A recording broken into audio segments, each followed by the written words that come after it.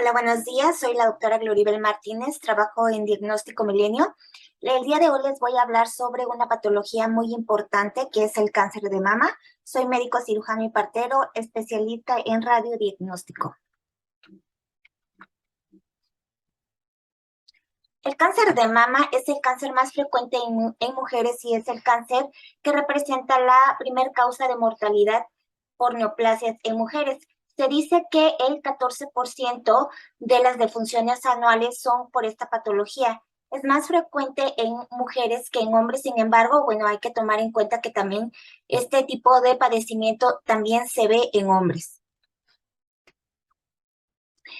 El cáncer de mama representa mayor incidencia en personas, en mujeres de 50 a 70 años, aunque también recientemente hemos visto pues pacientes de 17, de 18 años con BRAF4 y que ameritan biopsia. Así también vemos pacientes posmenopáusicas de 70 a 80 años que padecen esta patología. Bueno, vamos a hablar sobre qué es el cáncer. El cáncer en cualquier tejido de nuestro cuerpo es la misma definición. Tenemos una célula de un tejido. La célula está compuesta por diferentes estructuras que en conjunto trabajan para que la célula lleve a cabo ciertas funciones. Esto se, eh, se programa a nivel genético, que es a nivel del núcleo, y en el núcleo tenemos el material genético, que es el ADN. El ADN contiene algunos genes. En el caso de la mama, si hay alteración de unos genes que se llaman BCRA1 y 2, esta patología se manifiesta. ¿Y cómo se manifiesta? El cáncer es una proliferación anormal y defectuosa de las células. Estas células ya no llevan a cabo esa misma función y empiezan a proliferar descontroladamente, creando tumores y liberando lo que son radicales libres.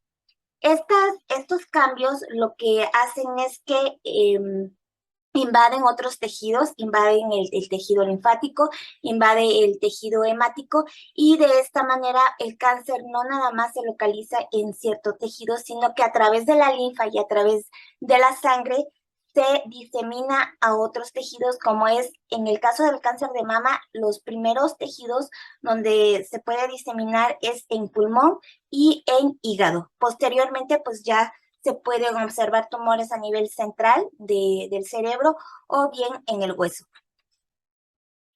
Bueno, ¿cuáles son los factores que condicionan el cáncer de mama? Primero, pues la edad, como ya les había comentado, aquellas pacientes de 50 a 70 años tienen mayor incidencia. El género también, que es más frecuente en mujeres que en hombres, aunque también hay que tomar en cuenta que en los hombres también se desarrolla el cáncer de mama. No están excluidos. Antecedentes de familiares de cáncer de mama, que son abuelita o mamá directamente con este padecimiento, o que ya tienen una carga genética muy fuerte. Es decir, no nada más la abuelita, la mamá, sino también las tías tienen este padecimiento. Y esto se da por alteración de los genes que les había comentado, el BCRA1 y el 2, que condicionan cáncer de mama y de ovario. Ciclo menstrual, en aquellas pacientes que tienen una larga vida de estrógenos, es decir, empiezan a menstruar a temprana edad y su menopausia es a una tardía edad, tienen muchos ciclos menstruales, y estos ciclos menstruales están condicionados a que tengan mucha estimulación estrogénica, y los estrógenos son condicionante de este tipo de patología. El consumo de alcohol, obviamente, el consumo de tabaco, que bueno, es el mal de todos los males que condicionan muchas patologías. El parto, aquellas personas que no se han embarazado, no cambian este ciclo estrogénico y bueno, están en estimulación constante de los estrógenos. La terapia de reemplazo hormonal, ya sea inyectado, tomado también por un largo tiempo, es también condicionante de esta patología. No quiere decir que no se use. Lo recomendable es que acudan con su ginecólogo para que les oriente sobre cuál es el mejor método anticonceptivo. La utilización de anticonceptivos hormonales por tiempo prolongado se asocia también a terapia de reemplazo hormonal, y la obesidad. La obesidad porque en personas que tienen mucha grasa, se lleva a cabo un metabolismo que al final de cuentas se produce estrógenos, y como yo les había comentado, los estrógenos son la principal hormona que lleva a cabo esta patología.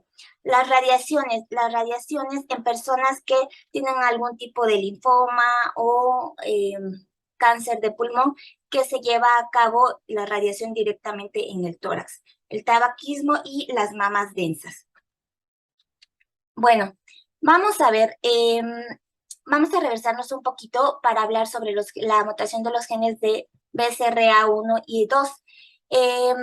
Aquí les tengo una tablita donde les voy a mencionar la importancia que tiene también de hacerse estas pruebas genéticas, sobre todo en personas que tienen muchos antecedentes de cáncer de mama.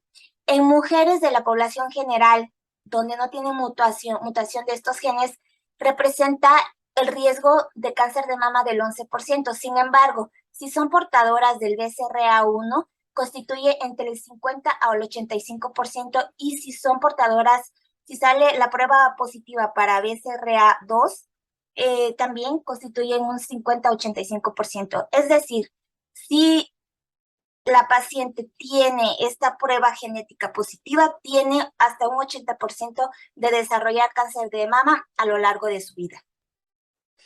De ovario, el de ovario constituye, para una población general donde no está asociado el BCRA1 o 2, constituye entre el 1 al 2%. Sin embargo, cuando las pruebas genéticas salen positivas, constituye entre el 50% para el BCRA1 y el 15 al 20% para el BCRA2. Como se pueden dar cuenta, el BCRA1 constituye el mayor porcentaje o la prueba genética para desarrollar cáncer de ovario. En mamas, las mamas en hombres, el cáncer, la incidencia es de 0.1. Sin embargo, cuando son estas pruebas genéticas positivas, constituyen de un 1 a un 6%. El desarrollo de cáncer de mama contralateral para aquellas personas que tienen la prueba genética positivo incrementan un 4% anual. Es decir, en 10 años, si esa paciente tiene alteración en la prueba genética, va a tener un 40% de desarrollar cáncer de mama en la mama contralateral. Bueno, no todos los tumores que existen en la glándula mamaria son tumores malignos. Un tumor es una bolita, ¿ok? Es una bolita, es un nódulo que puede estar o no palpable, ¿sí? Y si no está palpable, se puede descubrir en un ultrasonido o una mastografía. Vamos a ver, en la mama existen dos tipos de tumores, los benignos y los malignos. Los benignos son aquellos que no amenazan la vida, son los que no se extienden a otros tejidos, ni invaden otros tejidos, se pueden remover, se pueden curar, y por lo general no vuelven a aparecer. Solamente hay que estar al pendiente. Esto por ultrasonido y mastografía representa una categoría de BRAF2, que significa que hay que revisarlos al año para ver que no haya cambiado de tamaño, forma o color. Por eso es importante que en los estudios radiológicos, que son la mastografía y el ultrasonido, la paciente, si tiene algún quiste, algún fibroadenoma, algún nódulo de tipo benigno que ya haya sido clasificado el año anterior como un nódulo benigno, que es un BRAF2, es importante que traiga los estudios previos para corroborar que esa lesión no haya crecido o no haya cambiado de características. Aquellos tumores también pueden ser malignos, que son los que son cancerosos, invaden tejidos y órganos cercanos, como ya les había comentado, pueden entrar a la sangre o al sistema linfático y esparcirse a otras partes del cuerpo, pueden ser removidos. Cuando se detectan a tiempo, pueden ser curados y el pronóstico es favorable para el paciente. Sin embargo, cuando son ya grandes o son muy agresivos, ya con removerlos no es suficiente, ya hay que dar terapia coadyuvante, que es radioterapia, quimioterapia. Y obviamente hay que estar dándole seguimiento cada 3, cada 6 meses y después cada año o 2 años.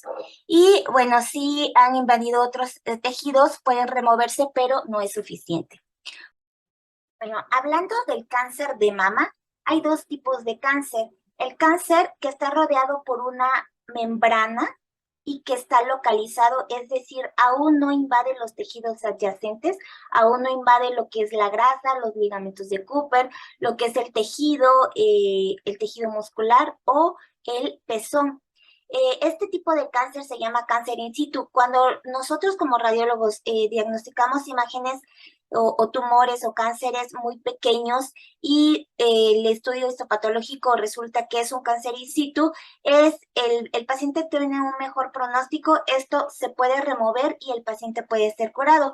La contraparte es un cáncer invasivo, es decir, aquel cáncer que tiene mayor proliferación y mayor mutación celular y que no en algún momento o en alguna parte de este tumor se rompe esta membrana y este tejido celular alterado empiezan a invadir los tejidos adyacentes, lo que son el pezón, la grasa, la fascia o el tejido muscular. Son cánceres invasivos. Em, el primer órgano que invade fuera de la mama este tipo de cáncer es el tejido linfático y que se disemina a través de los ganglios linfáticos de la axila. Por eso es importante que dentro de la exploración mamaria tengamos en cuenta extender esta palpación hacia la región axilar para localizar algún nódulo o alguna alteración en esta zona. Posteriormente, de invadirle el tejido linfático, esta proliferación celular anormal se va hacia la sangre e invade otros tejidos más lejanos que en el caso de cáncer de mama es el hígado y el pulmón. Bueno, ¿cuándo vamos a realizar estudios de prevención? Vamos a realizar sobre todo estos 4 puntos, la exploración mamaria física hecha por la paciente. Esa exploración debe ser mensual y debe de realizarse en el día 5 o 6 posterior al inicio del ciclo menstrual. Es decir, si la paciente inicia su menstruación en el día 1 de cada mes, lo recomendable es de que inicie su exploración mamaria en el día 5 o 6 del calendario.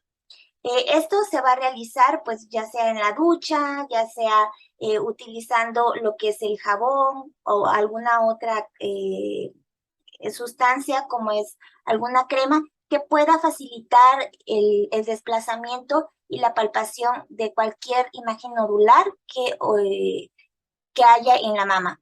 El examen clínico, ya sea por un médico familiar, general o ginecólogo, lo recomendable es ginecólogo, se debe de hacer cada 6 meses o cada año en caso particular de los pacientes, ya que, bueno, los médicos tienen mayor sensibilización al tacto para detectar cualquier nódulo que sea pequeño.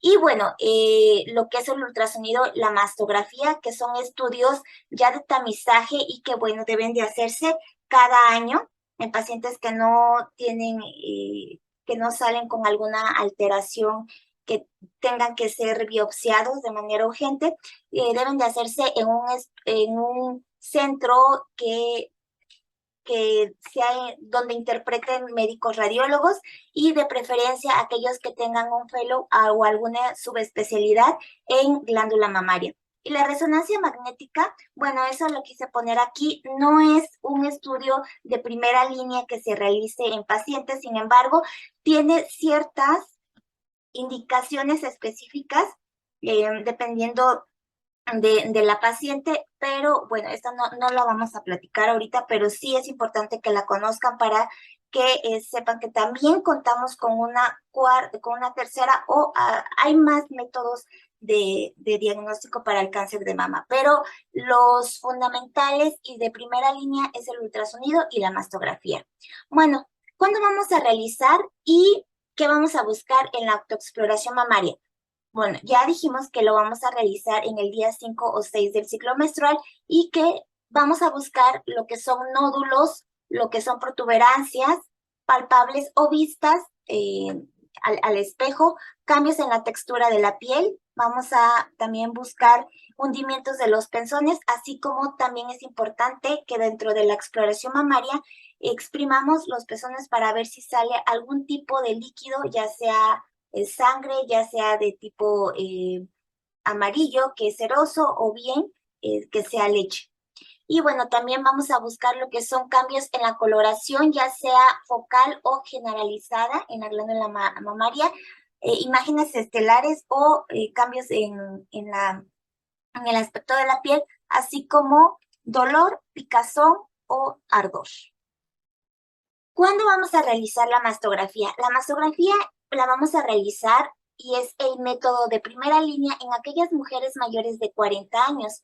También es importante realizarlos en mujeres que ya cuentan con una prueba genética positiva para BCRA1 y 2 y la mastografía la vamos a realizar anualmente a partir de los 25 años. No vamos a esperar a los 40 años que tenga la paciente para iniciar estos estudios de tamizaje para la detección temprana del cáncer. Y cuando el ultrasonido y resonancia magnética no son concluyentes. Bueno, también lo vamos a realizar cuando la mamá y las hermanas hayan tenido cáncer de mama. Lo vamos a realizar en nuestra paciente 10 años antes de que la mamá y la hermana hayan sido detectadas. Es decir, si la mamá o la hermana tuvieron cáncer de mama y fueron diagnosticadas a los 40 años, nosotros vamos a iniciar los estudios de tamizaje en nuestra paciente a partir de los 30 años. Bueno, aquí tenemos unas imágenes de mastografía en las proyecciones habituales que se realiza, que es cefalocaudal, tanto de la mama derecha como de la mama izquierda, y es una que es oblicuo medial lateral de la mama derecha y de la mama izquierda. En esta proyección, pues, extendemos la visualización hacia la región axilar precisamente para valorar lo que son los ganglios linfáticos. Es importante mencionar que la mastografía es un método que utiliza una mínima radiación, por lo que no se justifica que el paciente no se haga el estudio para evitar esta radiación. La verdad es que es un método que nos aporta mucho, que podemos visualizar integralmente la glándula mamaria y que gracias a la mastografía pues son diagnosticados muchos cánceres en etapas muy tempranas. Así que no se justifica el hecho que no se haga por el simple hecho de tener radiaciones. La radiación es mínima. El beneficio es mayor que la radiación. Estas son las proyecciones oblicuo medios laterales y cefalocaudales. Aquí les muestro los diferentes tipos de patrones que tiene una glándula mamaria. Una paciente puede tener este tipo de patrón que es meramente graso. ¿Cómo observamos que es meramente graso? Porque de manera generalizada vemos una mama casi negra o gris. El tejido glandular, que son estas líneas blancas, constituye menos del 25% del parénquima mamario.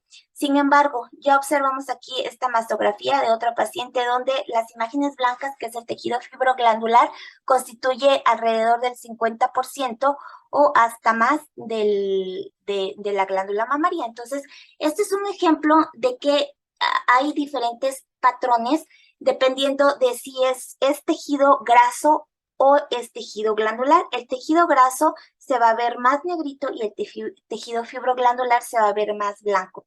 Por eso, en pacientes que tienen tejido mayormente fibroglandular, es decir, mayormente blanco, mayormente denso, es importante que la mastografía la complementemos con un ultrasonido para corroborar que en este tipo de tejido no haya lesiones ocultas o cánceres ocultos, porque es más fácil que en este tipo de tejido se oculten lesiones malignas o lesiones benignas y que nosotros como médicos radiólogos no los observamos. Como siempre les digo en mis pláticas, es como buscar una aguja en un pajar, ¿sí? El ultrasonido mamario en ese caso nos va a ayudar a encontrar esa aguja. Bueno, aquí les pongo un ejemplo de qué buscar. Hay muchas cosas que se pueden buscar en una mastografía desde microcalcificaciones, distorsión de la arquitectura, densidades asimétricas, en fin. Pero, ¿cuál es el objetivo de esta plática? Aquí en esta imagen observamos que tenemos una glándula mamaria donde predomina más el tejido adiposo, donde se ve más negro o gris que blanco. Tenemos unas imágenes blancas entrelazadas, que es el escaso tejido fibroglandular. Sin embargo, en este tipo de tejido graso nos es más fácil diagnosticar cualquier tipo de tumor en el tejido glandular, mayormente glandular. Aquí observamos una lesión radiodensa con márgenes irregulares y especulados. Esta paciente acudió con nosotros de 70 años y el motivo del estudio era chequeo anual. Era una imagen que medía 4 milímetros. La paciente no se palpaba nada, no se veía nada. Gracias a la mastografía se detectó un cáncer in situ de 4 milímetros en esta paciente. Le hicieron tumerectomía, ni siquiera fue necesario quitar la mama o quitar el cuadrante. Y el pronóstico fue bueno y su esperanza de vida también. Aquí vemos pues el mismo tumor o la misma imagen vista en una proyección con magnificación. Este es otro paciente de 60 años que esta paciente sí se palpaba su nódulo. Era un nódulo muy pequeño de 7 milímetros. Le hicieron ultrasonido y fue clasificado como BIRAX2, que quiere decir que es una imagen benigna y que se le da seguimiento. Sin embargo, acude con nosotros a nuestro centro de diagnóstico, se le vuelve a hacer todos los estudios, mastografía y ultrasonido, y se le da un diagnóstico de BIRAX4, donde se le dice al paciente que tiene que ser biopsiado de manera urgente. Salió con un cáncer también in situ. No tenía invasión, no tenía invasión de los tejidos adyacentes ni invasión hacia los ganglios axilares. La paciente también se le realizó una cuadrantectomía, se le quitó un sector de la mama y su pronóstico fue favorable. Le dieron 2 ciclos de quimioterapia y la paciente está curada. ¿Cuál es la importancia de hacer estudios anualmente? Aquí tenemos un dibujo de una glándula mamaria, este es el pezón, y aquí lo que representa es una lesión, unas microcalcificaciones que son sospechosas de malignidad. Si en este año viene la paciente y se realiza su mastografía, seguramente el médico radiólogo verá esta alteración y la mandará a biopsia.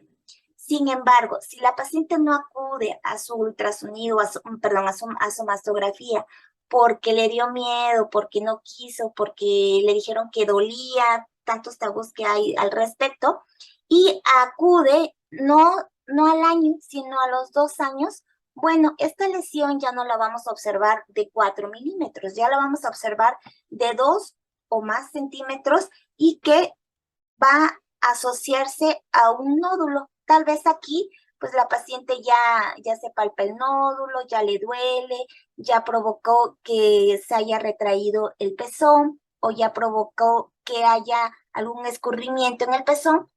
Y bueno, en la mastografía seguramente vamos a ver esta imagen. Sin embargo, no es lo mismo diagnosticar cánceres en etapas más avanzadas, más crecidas, donde el pronóstico es peor, donde no nada más con remover el tumor es suficiente, sino que ya hay que dar una terapia coadyuvante como es la quimioterapia y la radioterapia. Y no es lo mismo esto que diagnosticar unos cánceres de 2, 3, 4 milímetros. Esa es la importancia de realizar los estudios anuales, haya o no alteración visible o palpable.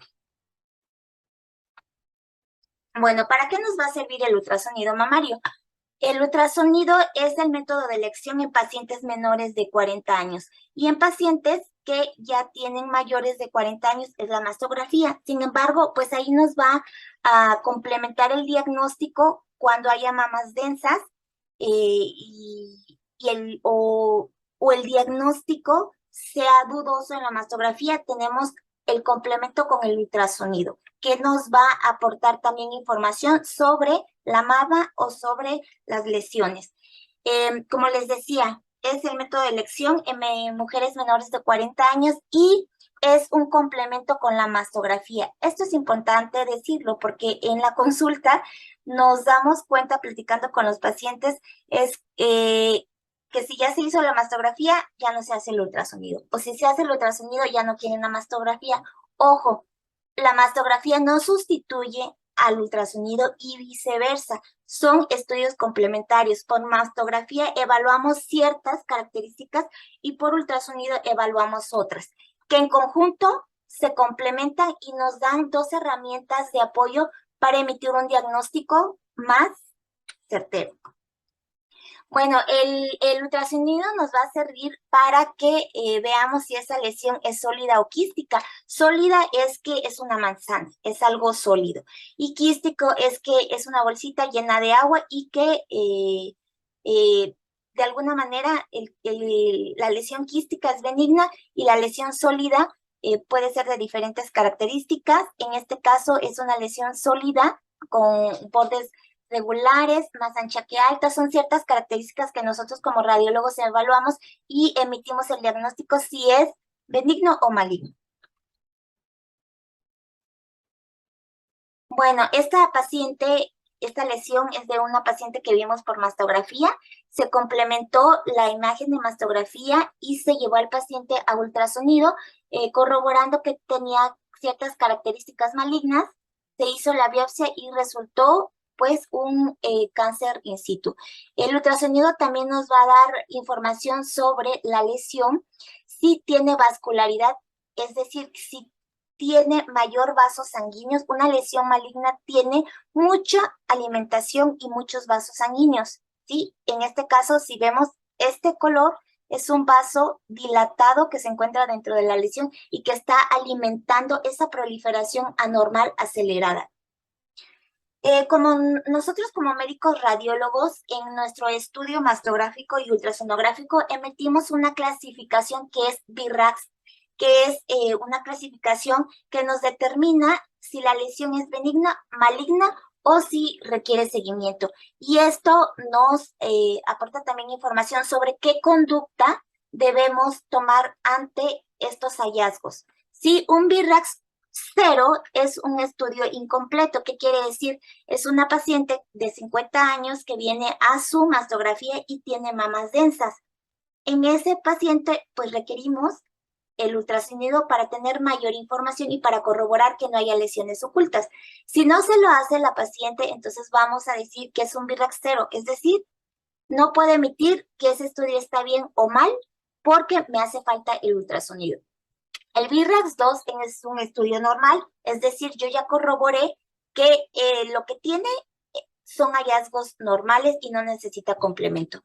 El BIRAX 2 son hallazgos benignos, es decir, es un quiste, es un nódulo que yo sé como radióloga que es completamente benigno. A esta paciente hay que mandarlos cada año, hacerle su seguimiento para corroborar que cada año esas lesiones no cambien de forma, tamaño y color. Por eso es importante también que acudan con sus estudios previos para corroborar que las imágenes que se hayan visto en años anteriores no hayan cambiado en el estudio actual.